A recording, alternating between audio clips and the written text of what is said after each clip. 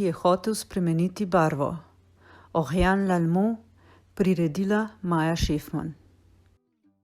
Nekoč je živel velik volk, ampak ta volk je bil zelo nesrečen. Ni si bil všeč. Pravzaprav mu ni bila všeč njegova barva. Zdelo se mu je, da je ta črna barva zelo žalostna. Zato se je nekega ponedeljka odločil, da se prebarva na zeleno. Pravzaprav je imel ravno namen prebarvati svoje stanovanje in je kupil zeleno barvo, potem pa se je odločil, da raje prebarva sebe. Taco je pomočil v barvo in se cel prebarval na zeleno. Zdelo se mu je še kar v redu, ampak ko se je pogledal v ogledalo, je zgroženo zagodrnjal. Oj, grozno, tak sem kot grda orjaška žaba, pa še dlaka se mi je zlepila. To ne bo v redu, spomniti se moram nečesa drugega. Hitro se je umil in vmes razmišljal, kako bi lahko še spremenil barvo. V torek je volk pospravljal omaro in naletel na rdeče žabe in pulover, ki mu jo je spletla babica. Že dolgo ju ni oblekel, zato je oboje privlekel ven in se oblekel. Pulover je bil tako zelo mehek in udoben, ampak ko se je volk pogledal v ogledalo, je zgroženo zavpil. O ne, grozljivo, videti sem kot Božiček, pa sploh ne maram Božiča, tole ne bo šlo. Hitro se je slekel, da ga ne bi še kdo drug zamenjal za Božička. V sredo se je volk odtihotapil v sosedov nasad vrtnic in mu potrgal čisto vse vrtnice. Doma si je zelo natančno in previdno prilepil vsak listič posebej. Dišal je zelo lepo, ampak ko se je pogledal v ogledalo, je bil zgrožen, da je za trenutek ostal brez besed. Groza, videti sem kot princeska, grozljivo, ne morem biti tak. Hitro je iz sebe odstranil vse listke in se celo noč premetaval, ko je poskušal ugotoviti, kako bi na lažji način spremenil barvo. V četrtek si je volk v kad nalil ledeno vodo, potem pa zlezel notri še sam. Ni minilo dolgo, ko se je začel tresti od mraza in šklepetati z zobmi. Takrat je zlezel ven in se pogledal v ogledalo. Groza,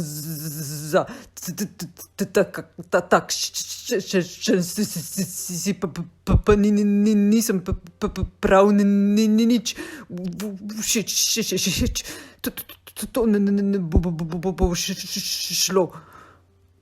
Hitro se je posušil, se oblekel in si skuhal ogromno skodelico vročega čaja, da se je spet ogrel.